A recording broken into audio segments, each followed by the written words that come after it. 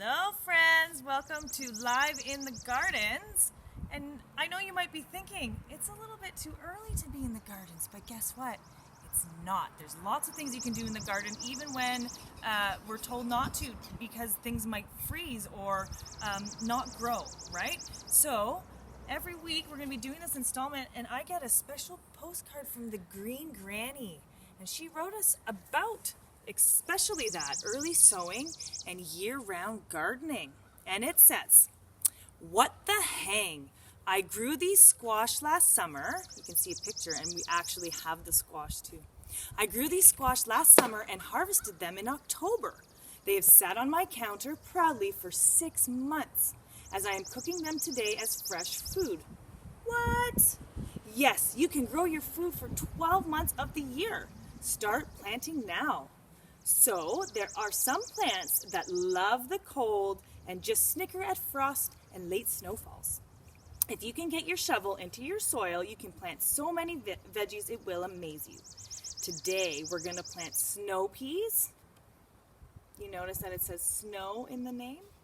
Bring it on, they taunt you as you put them in your garden bed. Another cold-loving, easy-to-grow, tasty green is spinach. Wow, till next week, love the Green Granny. So that's what we're going to do today, guys. We're going to do some planting. But first, maybe we'll focus on the squash that she also sent us. And if you want to come on over here, there's some really cool things going on. So this is the squash that she grew, the Green Granny. So we have a spaghetti squash here, and we have a butternut squash. And I'm going to show you what happens when you cut open a spaghetti squash. I guess we can start with that. And this is what it looks like cooked, right? So it looks just like spaghetti. You see that? Once it's cooked, you just cut it all open, and it's a really good alternative to pasta. And if you're a vegetarian, that's great too, but it's really good with a little bit of Parmesan, maybe sprinkle some garlic on there or something. So I'm going to cut this guy open, and you guys can see what it looks like on the inside. This is pretty exciting. And this has been sitting on the Green Granny's counter all winter since October. And look, it's just like new. It's fresh, it's ready to go. You can cook it up, and on the inside, we're going to see all kinds of seeds. I didn't cut it all the way through here, guys. Hold on. Oops. It's going to be so good. There we go. So you can see that on the inside. You see these seeds, guys? And all these seeds we can save and germinate and put in the ground. Now, something else the Green Granny taught me was how to germinate. So once these are dried and ready to go into the ground, you would put them on a paper towel just like that. You want to get the paper towel wet, and you want to cover them up, and you want to stick them in a sealable bag, a plastic bag. Make sure the paper towel is wet, and you put it on in, and you would let it germinate. Now, there was a trick too that she showed me that you can actually cut the ends to kind of help it start to get a little sprout. So you would check on it maybe once a day to see what's going on, and if it has a little tail coming out, it's ready to go into the ground. I guess we can put some things in the ground. I think we should do that. So if you can see here, I got snow peas, like we said in the letter from the Green Granny, and we got lots of spinach. So let's do a couple rows of that. And before we do, we're just gonna put a little bit of manure. All right, so we just successfully laid out a bag of fertilizer. We used some sheep manure, which works really well at giving new nutrients to the soil. Because sometimes with water, over the years, when you have a garden, the nutrients kind of sink to the bottom and you want stuff at the top because that's often where the things grow. So that is really awesome. We just did that. And we are going to lay some peas, which you can do every 2 weeks even if you want. We're going to start on the back end here because they like to grow up big and tall. And we have these great sticks that we found in the garden, and they're going to act as a trellis. So you don't need to go out and buy anything special, especially with the cost of wood these days. Very expensive. You can just lay things down like this.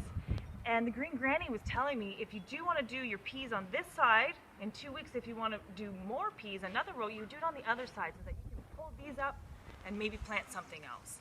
So you want to follow the directions usually on the back. I mean, you want to feel things out. It does say that you should plant them about 1 inch deep and about 2.5 inches apart. And eventually you'll kind of, it's called thinning. So if there's a lot growing in one space, you want to thin it so the other ones can come up good.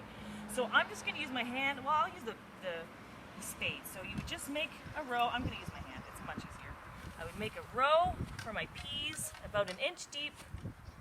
And if you can see here, guys, there's already something coming up. So talking about year-round planting, I planted garlic in the fall and it comes up in the spring. So there's a few ones starting to come up. Can't wait for those. And here's my peas. It's very exciting. So about 1 inch deep, and you just plop them on in there. And one thing that we'll have to do too, after this is done, is give them water. All are going to need a drink. So we'll do that. Just get it across, and then you want to cover it up with soil. I'll just do halfway here, guys, so you can see what I'm doing. Get your hands dirty. Don't be afraid. You just cover them on up. There we go. Yep. Ready? Okay.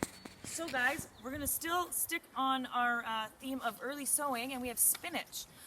So in the last video, you would have saw me putting down the peas, just kind of dropping them in. So we're going to talk about a different way to sow seeds, and this is called broadcasting. So spinach doesn't need to be very deep, which makes it a good way to do it. So you basically just start spreading your seeds all over, just like you're broadcasting to the world, to the garden. We're going to do that. We have a couple different kinds here. This is an heirloom one, nice glossy dark greens. Says, what does it say? Slow to bolt, but early to mature, which means we'll have an early harvest, right? And we have some other ones here. There's not much in that one. All right. And then we could just easily just kind of cover it up a bit with other dirt just to make sure they're kind of covered, and then we'll add water and we'll be good to go. Here I am, finding my seeds for this year from last year's produce. Isn't that cool?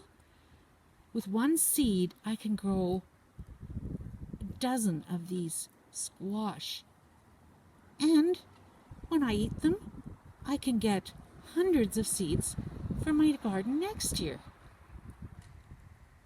I think that's really cool. Mother Nature, she's amazing.